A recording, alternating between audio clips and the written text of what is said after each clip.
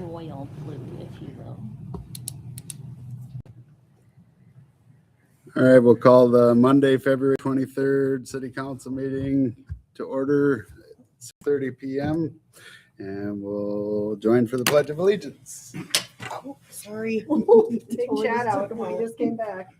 Pledge allegiance to the flag of the United States of America and to the republic for which it stands, one nation, under God, indivisible, with liberty and justice for all. All right, any additions to the agenda tonight, Nick? No additions tonight, acting mayor. All right, seeing there's no additions, we'll look for a motion to approve the agenda as presented. Motion. Second. All in favor? Aye. Motion passes 4-0.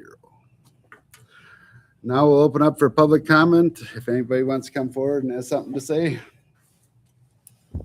Good evening, everyone. Good evening. My name's Kyle Kuntz. Live at 4th Street, 324th Street Northeast, Mayor, Minnesota. Lived there 10 years, almost 11. Previous public works supervisor for 12 years. I am here just to say thank you to you all for the generous offer to come back. I don't know why I'm getting choked up, but I'm getting choked up. But the generous offer to come back. I truly appreciate it. I appreciate everybody's, the staff, public works, all the support I've gotten across the community to come back. It's truly meant a lot.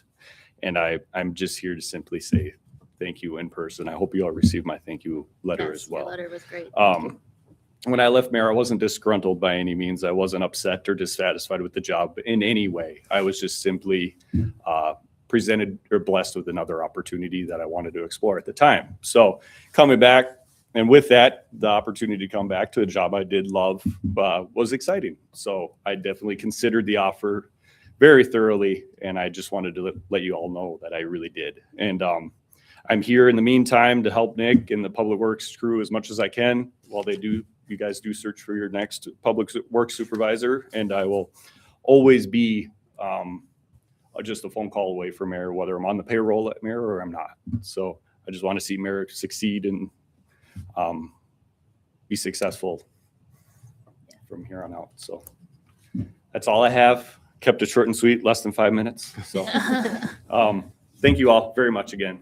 Thank I you. just want you all to know that. Appreciate you, you. Kyle. Thank you, Perfect. Kyle. Thank you. Thank you, Yep. Kyle. Good night. Seeing as that's the only member in our audience, we will close public comment and move to consent agenda. Anything that needs to be pulled for further discussion? Hearing none, I'll look for a motion to approve the consent agenda. Motion. Second. All in favor? Aye. Motion carries 4-0. On to business items. 8, consider adoption of ordinance 251, amending the zoning code. Thank you, acting mayor. We have the zoning code coming back before us. We had moved for its introduction a handful of meetings ago. There were some questions from the city council in the interim. City planner John Anderson included a memo in this packet, which I believe addressed those questions that the council is acting, and he is here to take any questions or go over any concerns with any parts of the code. John, anything you'd like to add? Yeah, so we did look at the zoning ordinance, been going over for about the last year or so with the planning commission. Back in January 6th, the planning commission actually recommended 4-0 to recommend approval of the current ordinance update for the zoning ordinance. And at the council meeting a couple meetings ago, there was some discussion on a couple specific questions. I have since put together a memo for you guys, and I'll just kind of page through those items that are listed on there. All this was talked at great length at the planning commission meeting, and just kind of give an update here to the city council, and I'll just kind of start going down the list. And if anyone has any questions, let me know, or if there's anything else that's I didn't list that you want to answer or a question on, just, we'll go through that. But first of all, some of the things we did, we did a lot of updating to the ordinance itself, which there's a lot of inconsistencies in the previous one or the current one, I guess, right now, where one chapter didn't match or with the other chapter, and we're just trying to get all that to match. So basically, we amended the definition. This is number one on the list of the animals to match Chapter 92, which is another section of the city code. So we have two different sections of code that had definitions of the same thing, but they weren't the same. So we basically amended that. And there's a few other instances like this where we kind of added the definition and made things, to match, say, subdivision ordinance language or whatever, just so we have consistency and there's no things that we're unclear about. So number 2 in section 152.027, single-family dwelling requirements. All single-family single-family detached units were required to have two-stall attached garage. And we did have some of those requirements previously, but it was kind of not consistent across each of the districts. So now we are requiring that for all these type of single-family dwellings to have that two-stall attached garage. Section 152.050, non-conforming building structures and uses. The language was added to allow for an additional extension of 180 days for applicant to get a building permit if the structure is destroyed. So this was brought up in the Planning Commission as a specific question. Right now, the current state statutes allow that if a house gets burned down, let's say by a fire or tornado or something of that nature, that they have up to 6 months, if it's a non-conforming structure, to apply for and get a building permit to rebuild that exact same structure in the same footprint that was there previously. What this language allows for is, sometimes through insurance or whatever reason, it's winter time, that 6 months may come and they need an extra 6 months. So they have the ability to ask for an extension to grant another 6 months to do that. It's not a big deal, and there's not a lot of these instances that actually occur where it's an issue, but, it has happened in places before, so we added that language. Section 152.051, home occupations. Home offices were added to the allowed uses, and daycares were added as an accessory use. And we kind of updated that overall section just to clarify it a little bit, but there was some things like the home offices that, somebody just works out of an office at home. A lot of times it's not considered that, but we did allow that just so there was clarity and, no questions down the road. Section 152.052, temporary structures. A site plan review was required for temporary structures instead of an administrative use permit to be consistent with other language in the zoning ordinance. So it was kind of an update. If you have a temporary structure, sometimes they'll do that as like a work trailer for a large construction project, for instance. I know when the Mayor Lutheran High School built, I believe they had a work trailer out there, if I recall correctly. And, this would just show, hey, here's where the trailer would be. Here's where potential driveways, parking, things like that would be. That's what that site plan review would do for you. So an institutional definition was actually added to the definition section. We did have institutional uses and a public institutional district. We just added that definition there so everyone knows truly what an institutional use is, which is basically government buildings, potentially schools, things of that nature. So recreational facilities were exempted from screening requirements under section 152.055 screening. This was something that was also requested specifically in the Planning Commission, that when you have screening requirements in certain districts that are adjacent to residential districts, a recreational facility, for instance, could be a ballpark or a park or, something of that nature. And to screen an entire park sometimes is not needed. Now, obviously, if you're looking at this through a site plan review, there is the ability to add potentially screening in some areas. So, they don't have ball field lights shining right into somebody's house or something like that. So that can be looked at, but it's not a specific requirement as it previously was. Uses across the street from residential properties were also exempted from screening. So right now, that was a clarification the Planning Commission asked for as well. So if you have, say, a business or an industrial use on one side of the street, and then you got Trunk Highway 25, let's say down by the Shimcor area, and they have houses on the other side there, we're not requiring those businesses to fully screen Trunk Highway 25 because the residential use is across the street. So the Dollar General that's in place, do you want them to really fully screen their, business when they're on the highway like that? So it basically just clarified that to make sure. Now, if it's adjacent to it, where it backs right up to that property, there is screening requirements there, but not across the street like that. Maximum height requirement for accessory structures in residential districts was currently 17 feet. And over the last couple of years, we've had a handful of variance requests for a larger structure to be like 20 feet tall. So we moved that from 17 feet to 20 feet, just because there has been a few of those here recently where we've gone through that process. Now, in some of those cases, they would not need a variance. They could just get the building permit because it meets the 20-foot requirement. I think one of those was actually 22 or 21 feet. They still need to come forward, but we picked 20 at the planning commission, so that's where it's at. We are amending that, so structures can be a little bit taller moving forward. The floodplain management overlay district, which is currently a separate chapter in the zoning ordinance, or in the code, I should say. Technically, this is an overlay district, it's a zoning issue. So we basically took the language from that previous chapter, incorporated it into the new zoning ordinance update, and now it's in a correct chapter where it should be. So it's more of an incorporation. We didn't really amend any language other than some specific things where it addressed current, ordinances and things like that. So under the landscaping requirements in section 152.056, motor vehicle sales were exempted from having trees planted along the property line. This was also something discussed at the planning commission to do with bird droppings. You don't want to have a new motor vehicle district, selling cars and you got trees above it. So that was the one item that got exempted there. It was something different from the previous ordinance, or the current ordinance, I should say.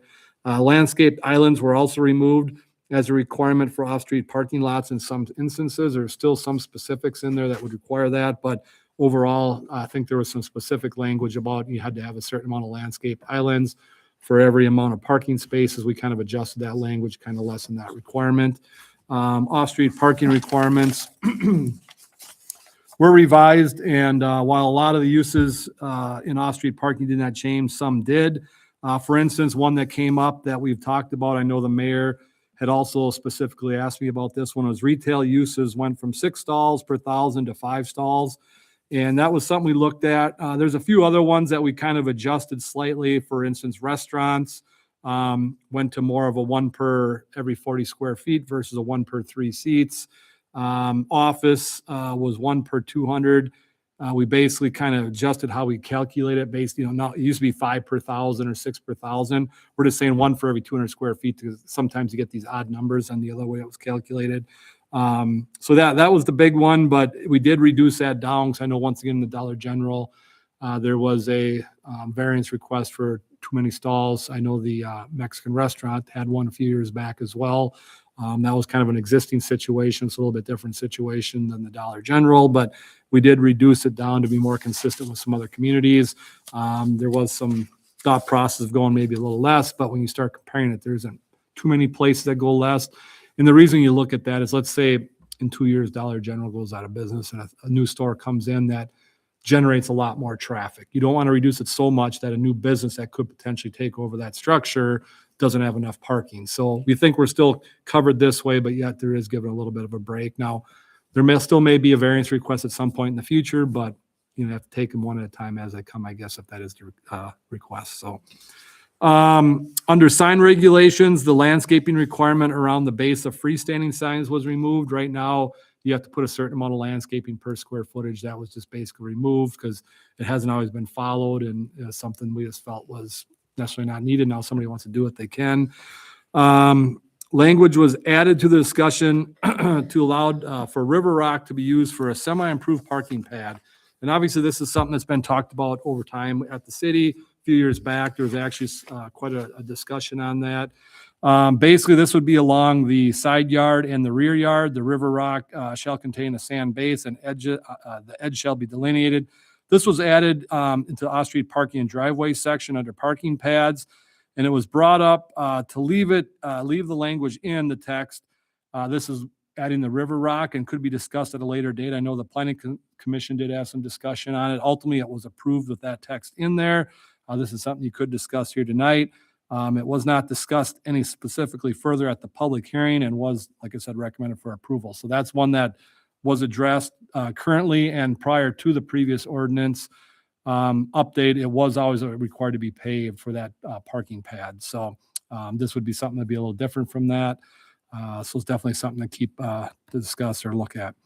Storage containers or land seat containers is a definition we came up with, which currently are allowed in the city in certain districts and instances, but they do have to be 100% screened.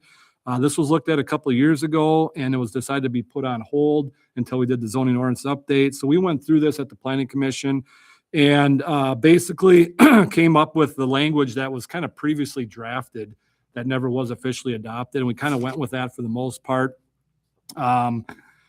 Basically, it has to meet accessory building requirements, should only be located in the rear yard of the lot or the side yard, no closer to the front than the front of the building. Basically, it shall not be allowed in required parking spaces, and it shall only allow 3 per property. So each property is allowed up to 3. Now, I know there's a few instances in the city that have maybe more than 3. I know there's one over here that they have just 3. If they do have more currently, they're grandfathered in. Now, the bigger thing is the screening and things like that. So there was definitely, the current ordinance allows, requires it, or allows it, but requires screening. So that does have to be, something that looked at. I think we had some specific language that was added in there due to, I think there's some paint color things you can do with it, potentially some screening, different things. So we do have that language in there. We did clarify it from what it previously is. It was something that's come up over the last few years. And really, we're not trying to outlaw this or anything because it is currently allowed. We're just trying to put specific rules in place so somebody doesn't take advantage of that down the road. So tree preservation standards were added to the landscaping section, which is 152.056. Basically what this is if you had, say, a 40-acre parcel and it was all wooded right now, the developer could literally come in and clear cut the entire 40 acres and develop it, and there really is no specific limitations or requirements to replant trees. Now, we do have specific requirements to plant, trees per lot as the house gets built, but there's nothing in trying to keep rear yard trees or buffer trees or anything like that.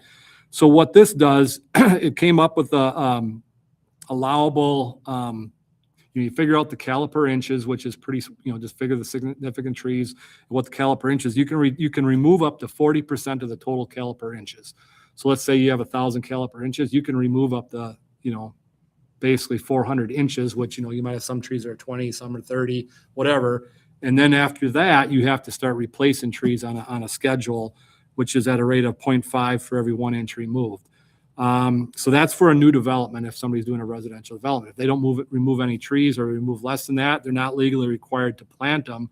If they remove, say, 70% of the trees, they have to take that 30% over that number, figure out that number, and then find a place on that property to replant the trees. So a landscaping plan would show where those trees go. A lot of times they'll try to buffer, busier roadways or, back, so people aren't looking right into somebody else's house or neighboring properties, things like that. So, it's going to be different in every case, but it gives the city the ability to do that. The tree replacement requirement for, say, a business or a homeowner is 30%. So let's say somebody owned just one individual lot and it had 20 trees on there. They don't want to just come in and clear cut 20 trees. They can remove up to 30% of them before they're required to replace. But so we did have a different percent there, but same process of how to calculate it. A new I-1 light industrial district was also added to the zoning ordinance. Basically, we've talked about this for a while now. It was actually in the most recent comp plan update in 2020. It was recommended to add a new industrial district. And for instance, this would be potentially property east of the Shimcor industrial area. And this would be a true industrial district where right now we have a commercial industrial district. So it allows for, a use like Casey's General Store to go in with adjacent industrial type properties. This would be more of a district that would be specific in industrial in nature and could allow some heavier type industrial uses. When I say heavy, I don't mean major factories, but I mean more of a true industrial type use, like business park type structures, things like that. So this district was added in addition to the C1 commercial industrial district, and we still have our typical commercial districts as well. There was also a new residential district was added, and I'll kind of go through all these districts here in just a second. But we currently have 3 zoning districts in the residential districts in the city, the R1, the R2, the R3. And there's kind of a lot of carryover from district to district. And by adding this 4th one, it kind of separates uses a little bit more. So, in some cases, you could have single family home next to apartments, next to townhomes, all being in the same district. And what we did here is with the R1, we made that the true single family district. Only single families allowed in that district. We have specific lot sizes that are allowed. Then we went to the R2, which is a single and 2 family. You'll see a lot of smaller single family lots in here, and it also allows for like a duplex type structure. And there's also like smaller villa type product that could potentially. Then we move up to the R3, which is more of a multifamily where you'd have potentially townhouses. You could go down to a twin home as well, but it has the ability to get a little bit more density, a little bit higher. intensity of the residential use. And then your R4 district, which is your multifamily, is like your apartments, senior housing, condominiums, things of that nature.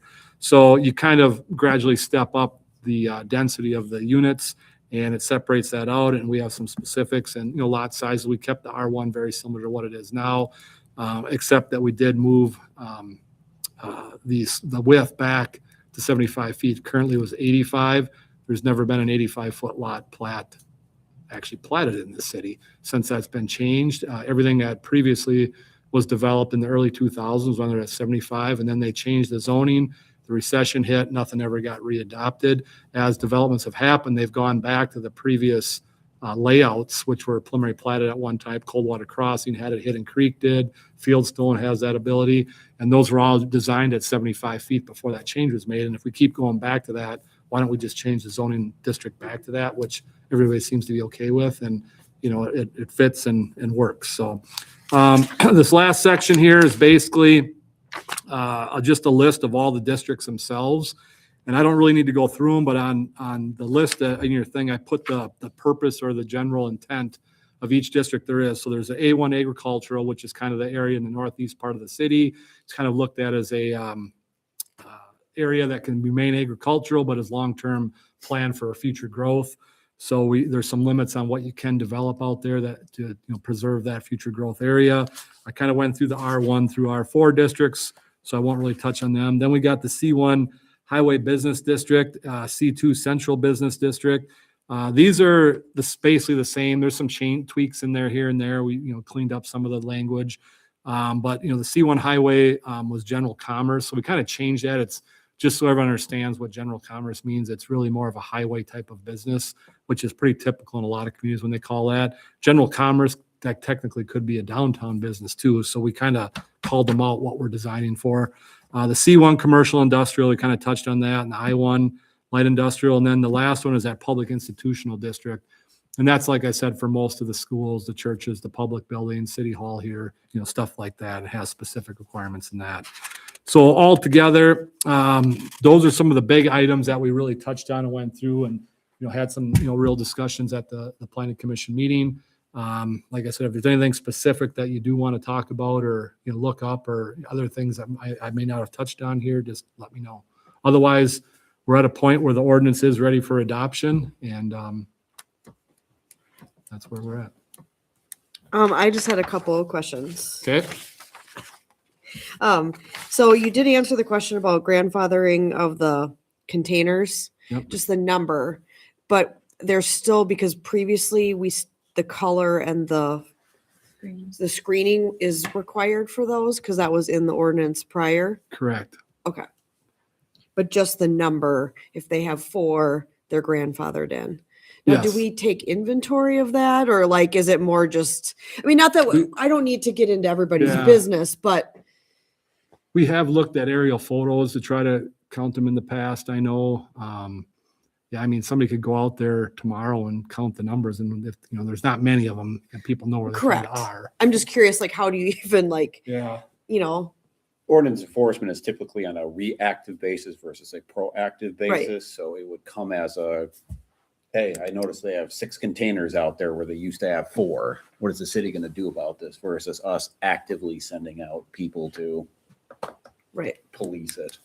Yeah, and I'm not saying that, but I do know that there isn't any screening on some. So is it just wait till somebody complains about it and then we have, That's kind of where it is. Most of them are in an industrial type use area, and it's not like you got people living there looking at every day out their kitchen windows. So it's Right. it's not the end of the world. So it's, if nobody's really worried about it. Well, and even the ones that have it, it's not like they're in the front of the business or yeah, and I'm out in not the wide open. saying, I am so- not complaining about it. I was just trying to understand. Right. And the reason we talked about a number is, what if somebody bought a parcel and all of a sudden they had 100 of them out there? Yeah. There would be nothing to stop that if they met the other requirements. And Right. I don't think that's, the intent of what the city wanted. So that's, we talked at length about the number. I think at one time somebody was saying 5, and that's all sorts of numbers were being thrown out there. And ultimately they agreed on 3 at the Planning Commission. Yeah, I'm fine. I mean, if it really became an issue, again, like, there can be revisions of things if it starts to be a Yeah. thing that people are like, I really need more, and why it makes sense. And then my last one was, can you just explain a little bit more about the parking pad and the River Rock that you just Yeah. mentioned? Like, we can have a discussion, you're adding this, but we could have another meet, like, So I'm a little confused. if you remember, I don't know, what is it, about 4 or 5 No, years I'm ago, very- we had the Yeah. ordinance update, and really what it was more of a cleaning up of it, because it required paving at that time as well. But we kind of put language, the city council did it, that here's more specific language. We came up with the parking pad language where it was truly defined in the ordinance. And basically, the discussion's always been about these parking pads. Do we need them paved, or can they be gravel? The planning commission talked about having, River Rock, and this was a pretty good discussion. Mhm. I will admit, some members were fine with it. And one member said he would just rather keep it paved. Ultimately, what they approved was to allow for the River Rock on the side or the rear yard with delineated edging, and it had to be River Rock with sand base, so it doesn't get compressed down, because if it's class 5 gravel and that gets compacted, it's really an impervious surface. Now, I still question, I'm not an engineer, but I still question if the River Rock gets compacted too, that can become an impervious surface as well. So it just depends how it gets maintained, because over time that does tend to silt in, and, our weeds going to grow up in it and all sorts of different things. So the language right now would change what's currently been there and previously been there before the last update or amendment by allowing this River Rock type of parking pad on the side of a garage, for instance. Now, obviously, it still has to meet setbacks and drainage and all that. And I'll be honest, there are some lots that don't have enough room on the side of garage to fit one in, just the way that lot is. It is what it is on those. So we've had a few instances over the years where somebody asked for it and they only got 6 feet. Well, you can't put one in 6 feet. Right. So yeah. So I guess it's, this was definitely one of the bigger items that was discussed. Yeah, okay, check- that, check that clarifies it. Yeah. No, I remember those conversations. Me too. And there was, at the last one, which we've kind of carried over there, we added, a driveway definition. We added, what was specific yard. I think it was improved, semi-improved, and non-improved surfaces, where non-improved would be like grass. And semi-improved would be like gravel, and the improved would be like, blacktop or concrete or something. So that's all still in there. It's allowing technically a semi-improved specific surface on the side or rear. Perfect, thank you. That was all the questions I had. Any other questions? No, thank Then you. I'll look for a motion to consider the adoption of ordinance 251, amending the zoning code. Motion. Second. We have a motion and a second. All in favor? Aye. Motion carries 4-0. Thank you, John. No problem. Yeah, For all thank your you. hard work, guys. A lot of work, yeah. I know, now we're not gonna see you anymore. Yeah, well, I've been helping out on, one other site here, and who knows, I could still be back, so as things come up. People still call me once in a while about stuff, so, I got, 17, 18 years worth of knowledge. yeah. Can't Yeah, I replace think you're that, I still guess. gonna be on speed dial for some people. Yeah, well, kind of like Kyle, I'm just a phone call away, I guess, so. Yeah. Municipal Development Group in Holly's still gonna be, here, and I work with her, and she's from our firm, so if she ever has questions, she calls me too, so. Yeah, perfect. Yeah. Nice. Excellent. Well, Thank you. thank you. All right, next business Resolution. item. We're all good with that. Consider approval of quote for the 2026 sewer jetting services with Overline and Son. Thank you, Chad. We have the quote for sewer jetting services. So each year, we do a third of the town for sewer cleaning, and this keeps our mains nice and clean, so we don't have sewer backup issues. Again, we do 1/3 every year. And then every other cycle, we do televising services with that. So the jetting cleans the pipe, and then every other cycle, so once every 6 years, we get it televised. That lets us know how the condition of the pipes are doing, if we have any sags or breaks or things that we need to take a look at as we continue on in the future. This is, the quote is from Overline and Son. We only got one quote because we get, in years past, we have had multiple quotes, and they're always the lowest, and they do a fantastic job. And the per linear foot that they are charging us is the exact same rate as it was in 2025. So this area will take care of in Hidden Creek and Coldwater Crossing areas as part of our plan service. Any questions or discussion? Hearing none, I'll look for a motion to approve the quote from Overline and Son Sewer Jetting Services in the amount of $24,760. Motion. Second. All those in favor? Aye. Aye. All opposed? Motion carries 4-0. Moving on to council report. Sam? I Anything? don't have anything. Emily? Nope. Nikki? Nope. And I have had no other meetings, so I guess I'll look for a motion to adjourn. Motion. Second. All those in favor? Aye. Motion carries. We are adjourned. Nice. Thank you. Thank you for making the zoning stuff easier. Yeah, hopefully, Yeah. yeah, it's a lot. Because John when I was worked going his through it, I was like, butt off. oh, this is gonna be a long meeting. Well, I mean, I read your memo Yep. and that was super helpful.